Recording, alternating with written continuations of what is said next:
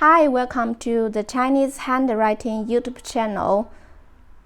Quick video for today. Introduce new term 刚需.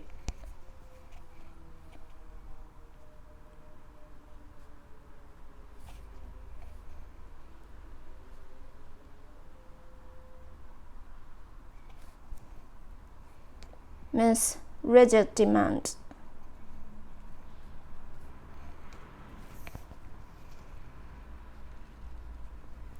刚需 is short for 刚性需求.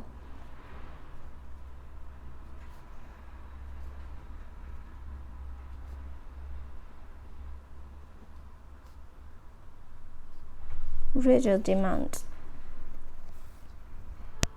For example, high-grade residence is high-speed economic development in high-income people and a rigid demand. 高档住宅是高速经济发展下高收入人群的刚性需求，刚需。Okay, that's all for today. Thanks so much for watching. Have a wonderful day. Goodbye.